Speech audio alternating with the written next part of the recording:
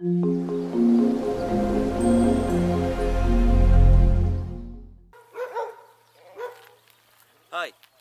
Okay, we just arrived at location just now. We're waiting for further information. We don't know what we're doing yet. From what we can tell, we just got to get a load of information, go off and drive, find something. Welcome to the new series. Okay, hope you enjoy.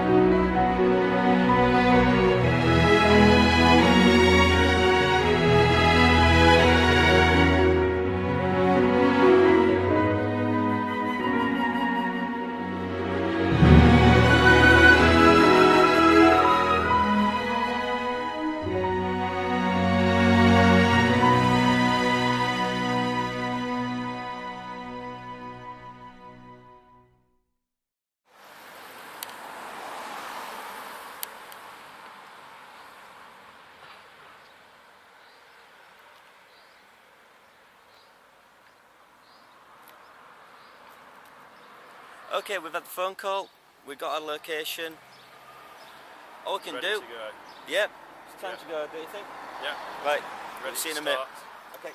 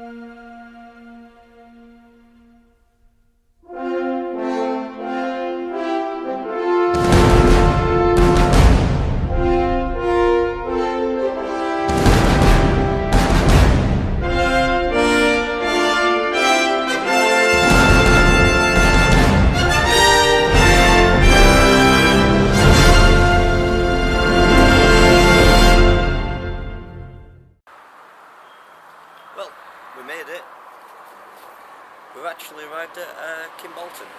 The rest of the team are just there right now, just getting a few shots. We've been told there's quite a few secrets here. Quite interesting actually. So far, one of the biggest things we've found is we've got Kimbolton Castle just there, just behind the camera right now, which we'll take a shot in a minute. I found out the name of the church, but there's one secret that a lot of villagers know about, but we don't. So let's find out.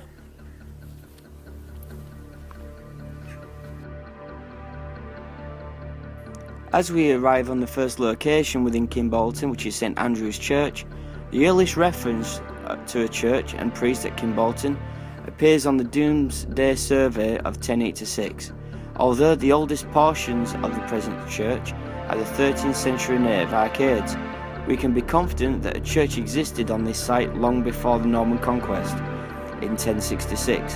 Kimbolton, with the lands of its cirque, formed the only Huntingdonshire estate of King Harold, who is believed to have had a hunting lodge here.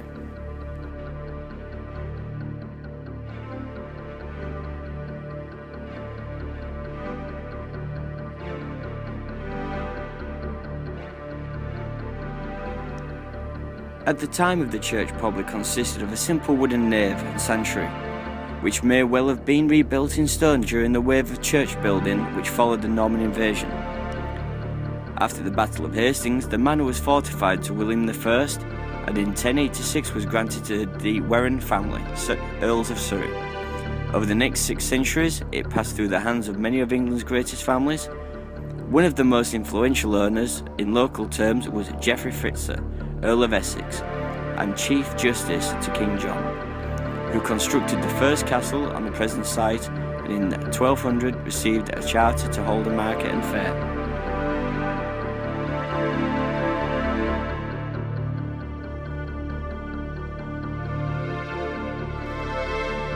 During the 13th century, Kimbolton's growing prosperity as a market town was reflected in the development of the church building, with the addition of the north and south aisles to accommodate the increasing congregation, and the tower and spire was added in the 14th century, followed some 50 years later by the addition of clerestory as a source of light in the nave.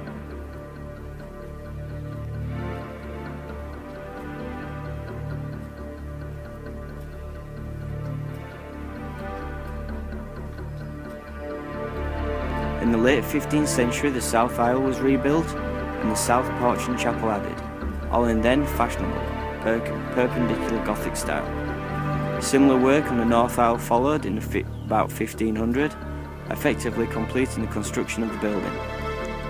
After the execution of the 3rd Duke of Buckingham for treason in 1521, Kimbolton Castle passed to the Wingfield family, during whose ownership Catherine of Aragon spent the last years of her life there. Eventually, Sir Henry Montague, ancestor of the Dukes of Manchester, whose monument stands in the South Chapel, purchased the castle. Windows, hatchments and many other features reflect the local importance of the Montagues, owners of the castle for nearly 350 years. In the South Chapel, there is a stained glass window by American glass artist Louis Comfort Timpany, son of the founder of the Timpany's Jewelers in New York.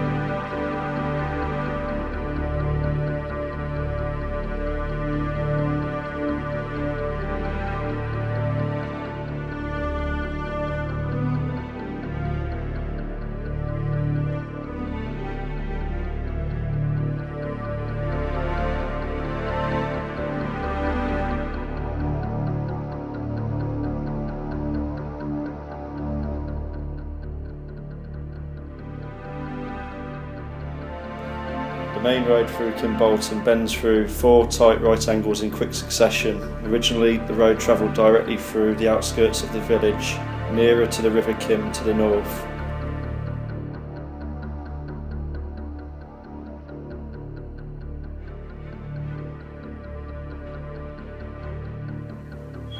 Continuation of this fair, despite the chaos which formerly ensued, when this meant partial closure of a trunk road, and a plaque marking the site of the market cross are claimed by some as evidence that Kimbolton is a town and still has a right to hold a weekly market. The main road was diverted to its present course to take it through the marketplace and increase toll revenue. 800 years later, as a result of numerous vehicles striking walls and houses near the sharp bends, car transporters are not allowed in the village.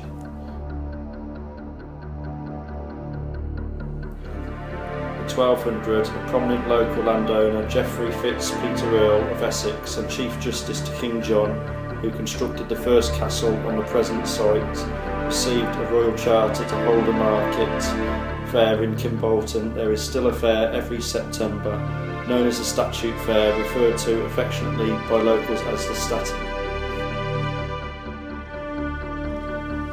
The castle in its present form dates almost entirely from 1690 to 1720, when it was largely rebuilt on the orders of Charles Edward Montague, 4th Earl, who was to become 1st Duke of Manchester in 1719. Between 1690 and 1695, the courtyard was rebuilt and the main staircase added. The Great Hall of the old castle was divided to make two rooms, the White Hall and the Red Room. The work was carried out by a local builder called William Coleman, probably to designs by the King's Lynn architect Henry Bell. Building work resumed in 1707 after the southeast corner of the castle. The site of the Green Room collapsed. Two of the best known architects of the time, Sir John Vanbrugh and his assistant Nicholas Hawksmoor, was called in to redesign the whole south front. Although Vanbrugh wanted to rebuild the castle in then the fashionable classical style, he was anxious to give it something of a castle air because of its long history as a fortified manor house, hence the battlement. Vanbrugh soon persuaded the Earl to let him reface the other three sides of the castle. In a similar style, Vanbrugh main stateroom was the saloon, with on one side the state bedchamber, now the headmaster's study, and its adjoining boudoir on the side of Catherine of Aragon's rooms. And on the other side, the green drawing room. Work was also carried out on the chapel and the main staircase. Whether or not Vanbrugh designed the portico on the east side of the castle is uncertain.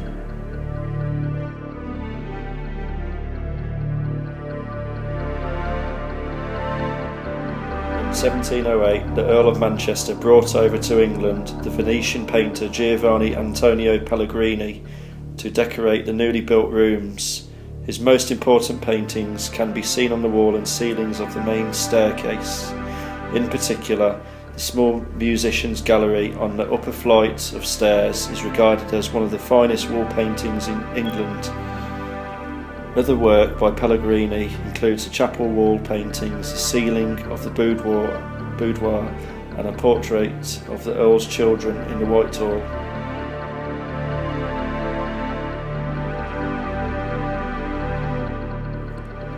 By the 1520s, the castle belonged to the Wingfield family, who had it rebuilt as a Tudor manor house. Parts of this building can still be seen behind the glass panel in the wall of the Red Room, and especially in the corridor near the chapel. After her divorce from Henry VIII, Catherine of Aragon arrived at Kimbolton in May 1534. She spent the last months of her life as a semi-prisoner in her rooms in the south-west corner of the castle, attended by a few loyal servants. We can only guess what the rooms looked like at the time. Their present appearance dates back from the 18th century. When Catherine of Aragon died in January 1536, probably from cancer, her body was carried in procession to the Abbey, now Cathedral at Peterborough, for burial. Of course, she is said to haunt the castle. Sir John Popham, after whom the Popham Gallery above the chapel is named, is believed to have lived in the castle around 1600, and his portrait now hangs in the Queen's Room. After a colourful early life, when he is said to have been a highwayman, he became Lord Chief Justice and is best remembered as a judge at the trial of Guy Fawkes. Local legend claims that he threw his baby daughter to her death from a window overlooking a courtyard, and he is not surprisingly the subject of several Kimbolton ghost stories. 19th century, an extra storey of the attic rooms was added on the north side of the castle. The mews, which now house the Kimbolton School Dining Hall and the Music School, were built to provide stables for the castle. On the east side, the avenue of the Wellingtoners on either side of the moor was planted. In the last century, during World War II, the castle was used by the Royal Army Medical Corps. In 1950, the 10th Duke of Manchester, who was living in Kenya, sold the castle and many of his family portraits to Kimbolton School, then housed in what is now the Preparatory School. Since that time, staterooms have been restored and redecorated and other parts of the castle adapted to meet the changing needs of the school community.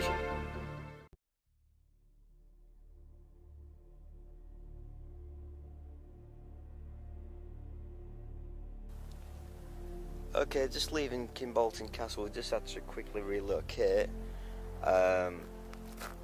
We've found out some more information which has come through. Seemingly, we just had to, how can I put it? We've had to sort of relocate to a more secure spot. There's a lot of traffic around at the moment, so it's just finding things. Somewhere in this region. We're going to head back to the car, but somewhere behind that tree line there's supposed to be something which we don't really know yet. So we'll get back to you shortly and we'll head back to the vehicle now. See you in a bit.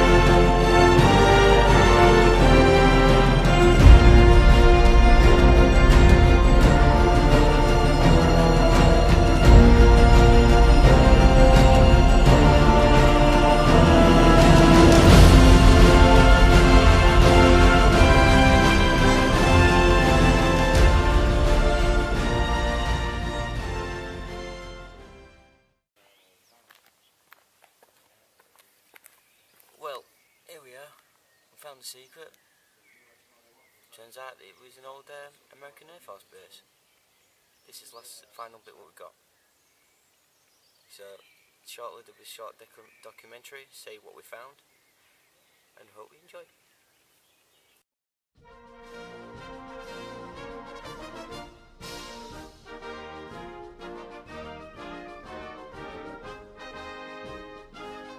Kimbolton's old World War II airfield lies on higher ground to the north and little remains visible today. The runways are gone and the land returned to agriculture, and all buildings, bar one, have been demolished. The one remaining building lies now within the thriving industrial estate, the Bicton Estate, which was built adjacent to the airfield where the airbase supporting buildings once lay.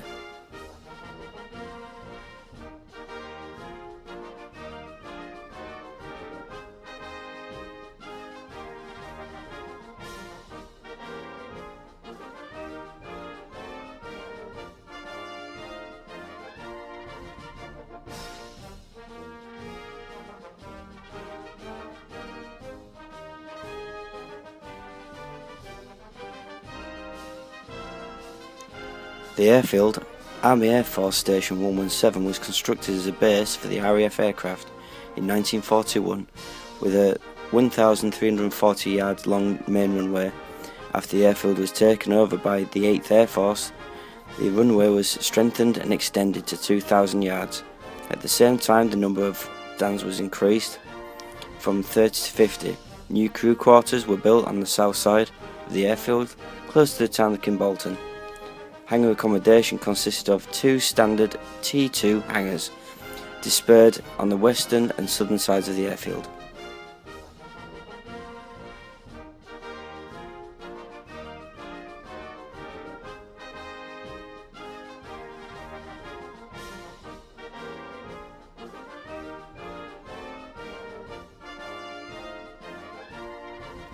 Kimbolton was initially and briefly occupied by the 91st Bomb Group in September 1942, but the airfield was deemed unsuitable for operations with the heavy US bombers, and that group was relocated to Basenborn.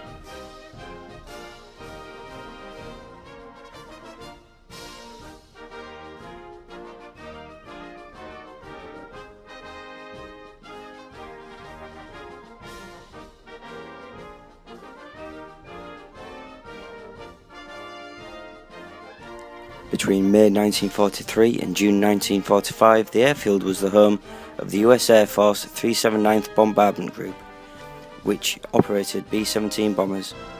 The 379th hold the distinction of having flown the largest number of World War II sorties.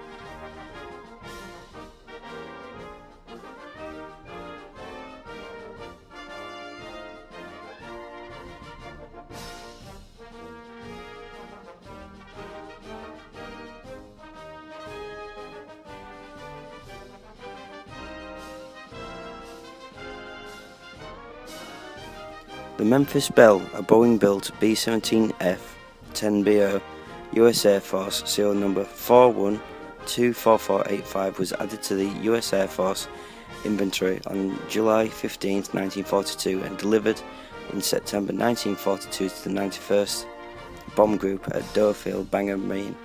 She deployed to Prestwick, Scotland on September 30th, to a temporary base at RAF Kimbolton on October 1st, and then to her permanent base at Basenborn, England on October 14th.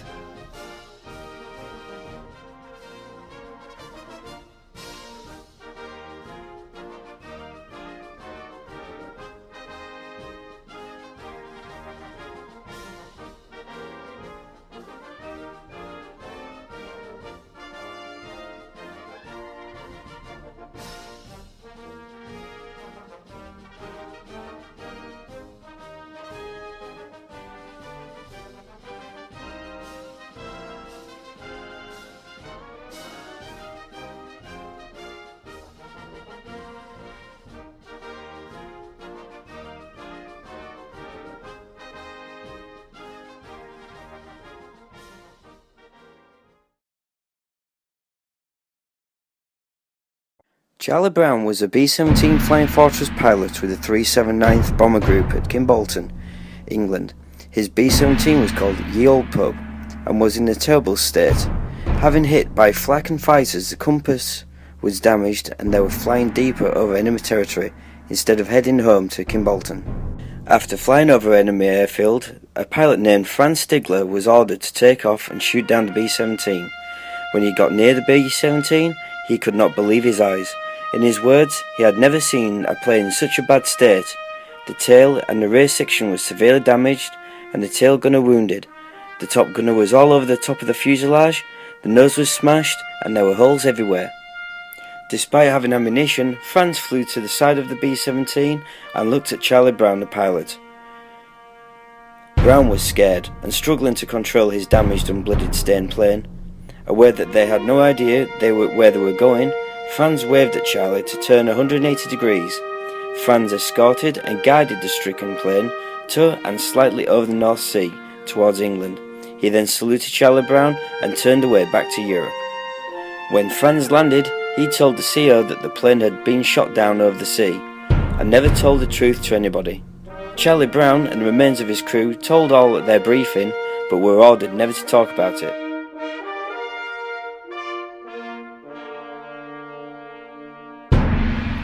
More than 40 years later, Charlie Brown wanted to find the Luftwaffe pilot who saved the crew. After years of research, Franz was found. He had never talked about the incident, not even at the post-war reunions.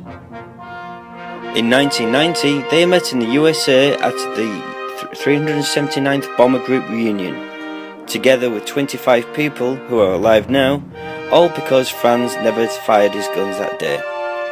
From that day, them two remained friends onwards. Unfortunately, in 2008, both of them passed away with only 8 months apart from each other. But as a mark of respect from the NMTP 2013 team, they was true heroes.